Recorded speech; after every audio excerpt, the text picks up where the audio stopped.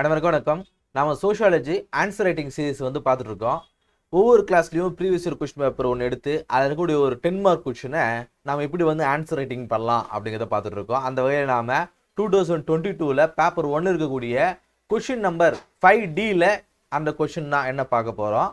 Right a note on global trends of secularisation. அதை என்ன சொல்கிறாங்க, செகுலரைசேஷன்னா என்ன? இந்த ரிலீஜியஸ் இன்ஃப்ளூயன்ஸ் இல்லாமல் இருக்கிறது.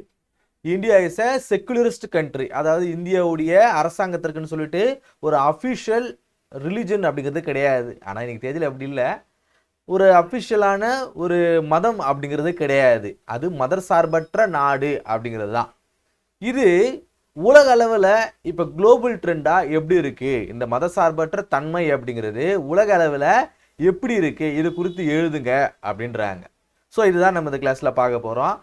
உங்களுக்கு கொஷின் புரிஞ்சுது அப்படின்னா நீங்கள் பாஸ் பண்ணிவிட்டு நீங்கள் ஆன்சர் ரைட்டிங் எழுத ஆரம்பிங்க. அப்படி இல்லையா, இந்த கொஷின் ஒரு தடவை, இந்த கிளாஸ் ஒரு தடவை பார்த்துட்டு எப்படி இந்த கொஷின் எழுதணும் அப்படிங்கிற ஒரு தடவை பார்த்துட்டு, அதே போல் உங்கள் சோஷியாலஜி புத்தகத்தில் ஒரு தடவை இந்த டாபிக் ரிலிஜன் அப்படிங்கிறத, செகுலரைசேஷன் அப்படிங்கிற அந்த டாப்பிக்கை ஒரு தடவை படிங்க. படிச்சுட்டு அதன் பிறகு நீங்கள் ஆன்சர் ரைட்டிங் பண்ணுங்கள், சரிங்களா? இப்போது செகுலரைசேஷன்னா என்ன? Secularisation refers to decline of religious influence over various spheres of life. அதாவது வாழ்க்கையில் இருக்கக்கூடிய ஒரு பல்வேறு படிநிலைகள்னு சொல்லலாம், வெவ்வேறு பகுதிகள்னு சொல்லலாம். ஒரு சோஷியல் லைஃப்பில் வெவ்வேறு இடங்களில் இந்த ரிலீஜியஸுடைய அந்த ஆதிக்கம் அப்படிங்கிறது குறைக்கப்படுவது தான் செகுலரைசேஷன்றாங்க. சோஷியல் லைஃப்னா என்ன? வேரியஸ் ஸ்பியர்ஸ் ஆஃப் சோஷியல் லைஃப்னா என்ன? பாலிடிக்ஸை சொல்லலாம், எஜுகேஷன் அண்டு பர்சனல் வேல்யூஸ். நமக்குன்னு சில வேல்யூஸ் இருக்கும். Values whether it be a right or wrong, கரெக்டாக இல்லையா? ஒரு வேல்யூஸ் அப்படிங்கிறது சரியாகவும் இருக்கலாம், கெட்டதாகவும் இருக்கலாம். ஒரு ரிலிஜனில் நாம் ரேடிக்கலாக இருந்தாலும் அது அவருடைய பர்ஸ்பெக்டிவில் அது சரிதான். அதே சமயத்தில் இந்த ரிலிஜனில் நாம் ரேஷனலாக இருந்தாலும் அது அவங்களுடைய பர்ஸ்பெக்டிவ் தான், கரெக்டாக இல்லையா? ஸோ ரேடிக்கலாக இருக்கிறதும் ரேஷனலாக இருக்கிறதும் அவங்களுடைய பர்சனல் வேல்யூ அப்படிங்கிறது. ஸோ இதில் இந்த ரிலீஜியஸ் இன்ஃப்ளூயன்ஸ் அப்படிங்கிறது டிக்ளைன் ஆகிறது தான் செகுலரைசேஷன்றாங்க. ஸோ குளோபல் லெவலில் இந்த செகுலரைசேஷன் எப்படி இருக்குது அப்படின்னு பார்க்கும்போது டைவர்ஸாக இருக்குது. அதே போல் அன்ஈவன் ட்ரெண்ட்ஸ் இருக்குது. டைவர்ஸ் அண்டு அன்ஈவன் ட்ரெண்ட்ஸ் அப்படின்றாங்க. அது என்ன டைவர்ஸ் அண்டு அன்ஈவன் ட்ரெண்ட்ஸ்னால் என்ன? ஒரு நாடுகளில் இந்த செகுலரைசேஷன் தீவிரமாகவும் இன்னொரு நாடுகளில் இந்த செகுலரைசேஷன் கடைபிடிக்காமல் இருக்கிறது பேர் தான் அன்ஈவன் ட்ரெண்ட்ஸ்ன்னு சொல்கிறாங்க. ஸோ பாருங்கள், 2 நேஷன்ஸ் நம்ம பார்க்க போகிறோம். 2 நேஷன்ஸ். ஒன்று வெஸ்டர்ன் கண்ட்ரிஸ், இன்னொன்று developing society. Western societies and developing society. இது 2 மாதிரி சொல்லலாம். சோஷியாலஜின்றதுனால நம்ம சொசைட்டின்னு படிக்கிறோம். வெஸ்டர்ன் கண்ட்ரிஸ், டெவலப்பிங் கண்ட்ரிஸ் இப்படி நம்ம பிரிச்சிருக்கலாம். குளோபல் சவுத்துன்னு சொல்லுவாங்க, குளோபல் சவுத்துன்னு சொல்லிட்டு. ஸோ இந்த குளோபல் சவுத் கண்ட்ரிஸ் எல்லாமே இந்த டெவலப்பிங் சொசைட்டிங்க. இந்த வெஸ்டர்ன் கண்ட்ரிஸ் எல்லாமே மேலை நாடுகள்னு சொல்லுவோம் இல்லைங்களா, வளர்ந்த நாடுகள். யூரோப்பு சொல்லலாம், யூரோப் ஆகட்டும், அமெரிக்காவாகட்டும், கனடா, ஆஸ்திரேலியா, இந்த நாடுகள் எல்லாமே வெஸ்டர்ன் சொசைட்டின்னு சொல்லுவாங்க. இதில் நாம யூரோப்பு நம்ம எடுத்துக்க போகும்போது Europe religion has lost is institutional authority due to modernisation. ஏன் நம்ம யூரோப் இந்த இடத்துல படிக்கிறோம் அப்படின்னு பார்க்கும்போது, யூரோப் அப்படிங்கிறது நமக்கு தெரியும். கடந்த காலங்களில் இந்த கேம் ஆஃப் த்ரோன்ஸ்லாம் பார்த்தீங்கன்னா அதிலே காட்டியிருப்பாங்க. இந்த கிறிஸ்டியனுடைய அந்த ஆதிக்கம், இன்ஃப்ளூயன்ஸ் அப்படிங்கிறது அந்த நாடுகளில் எப்படி அதிகமாக இருந்துச்சு. குளோபல் லெவல்லே அது ஹிந்துவாக இருந்தாலும், முஸ்லீமாக இருந்தாலும், கிறிஸ்டினாக இருந்தாலும், சரி எந்த மதமாக இருந்தாலும், மதம் அப்படிங்கிறது அந்த இடத்துல தீவிரத்தன்மையை அடையும் போது அது தன்னுடைய வேலையை காட்ட ஆரம்பிக்கும். ஸோ அது போல் ஒரு காலத்தில் அது ஒரு டிசைடிங் ஃபேக்டராக இருந்தது. இப்போ அதோடைய இன்ஸ்டிடியூஷனல் அத்தாரிட்டியை குறைஞ்சிடுச்சு. அது காரணம் என்ன? மாடர்னைசேஷனால் வளர்ச்சி, நாகரிக மாடர்னைசேஷன், நவீனமயமானதுனாலையும், சயின்டிஃபிக் ரேஷனாலிட்டி வந்ததுனாலையும், இண்டிவிஜுவலிசம் வந்ததுனாலையும். இண்டிவிஜுவலிசம்னா என்ன? இதெல்லாம் நம்ம கடந்த கிளாஸில் பார்த்து தான். ஒவ்வொரு வார்த்தைக்கும் நம்ம அர்த்தம் சொல்லிகிட்டே இருந்தோம்னா கிளாஸ் போயிட்டே இருக்கும். ஸோ இதனால தான் காரணமாக இந்த ரிலிஜியன் இன்ஸ்டிடியூஷன் அத்தாரிட்டி அப்படிங்கிறது குறைய ஆரம்பிச்சுது.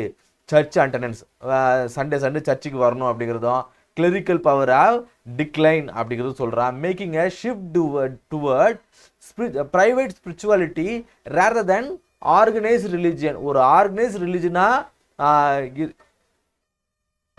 இருக்க இல்லாமல் இது ஒரு ப்ரைவேட் ஸ்பிரிச்சுவலிட்டியாக மாற ஆரம்பிச்சிருது. எங்கே? மேலை நாடுகளில் ஒரு ஆர்கனைசேஷனாக இல்லாமல் எல்லாரும் இதை கடைப்பிடிச்சு தான் ஆகணும் அப்படின்னு இல்லாமல் விருப்பப்பட்டவங்க நீங்கள் மதத்தை கும்பிட்டுக்குங்க அப்படிங்கிற லெவலுக்கு அவங்க வெஸ்டர்ன் கண்ட்ரீஸில் போயிட்டாங்க.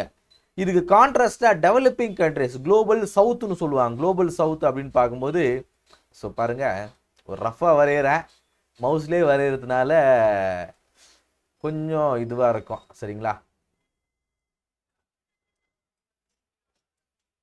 இது வந்து நார்த் அமெரிக்கா, இது சவுத் அமெரிக்கா, அப்படி தான் கன்சிடர் பண்ணிக்கங்க.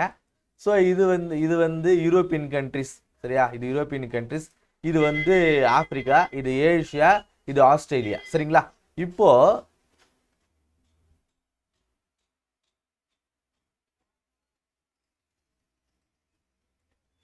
பார்த்தோம் இல்லையா? இருங்க இதில் காட்டுறேன்.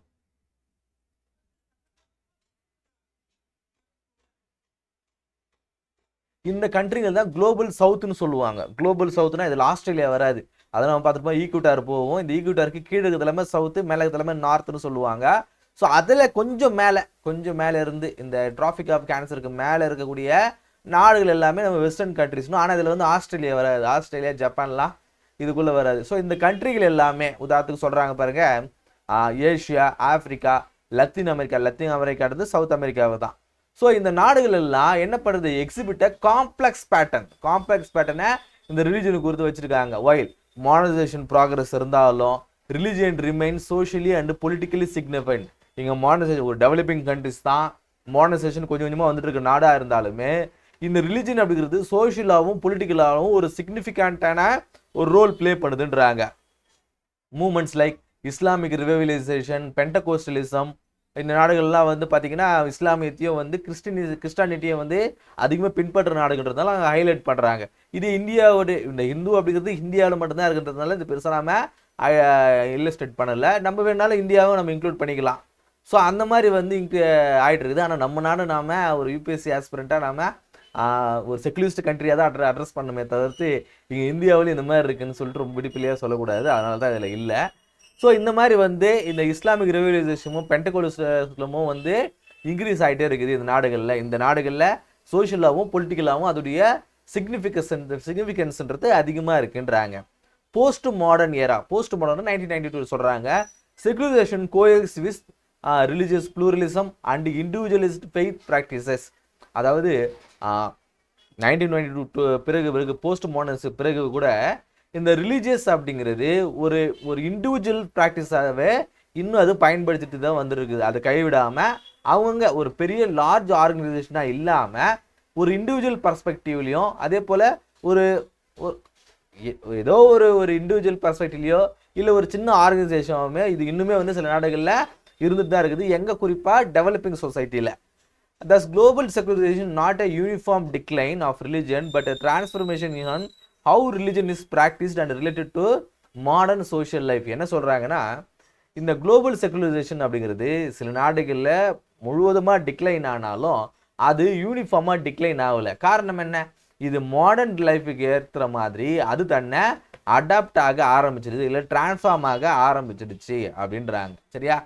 ஸோ இந்த செகுலரைசேஷன் குறித்து குளோபல் ட்ரெண்ட்ஸாக என்ன இருக்குது அப்படிங்கிறத இந்த கிளாஸில் நம்ம பார்த்தோம். இந்த கேள்வி உங்களுக்கு புரிஞ்சிருக்கும். ரொம்ப எளிமையான கேள்வி தான், நீங்களே இதை எழுதி பார்க்கலாம். ஸோ இந்த இடத்துல தெரியும்னு நினைக்கிறேன். ஸோ வெளியே வந்துட்டேன். ஸோ இது நீங்கள் ஒரு ஸ்க்ரீன்ஷாட் எடுத்துக்கங்க, ஒரு வாட்டி படிங்க, படித்து முடிச்சுட்டு இன்றைக்கே இதை எழுதி பாருங்கள். அப்போ தான் இந்த ஆன்சர் ரைட்டிங் ப்ராக்டிஸ் வரும். சரிங்களா? ஸோ இந்த கிளாஸ் உங்களுக்கு யூஸ்ஃபுல்லாக இருந்திருக்கும் அப்படி நம்புறேன். அடுத்த கிளாஸ் சந்திப்போம். நன்றி.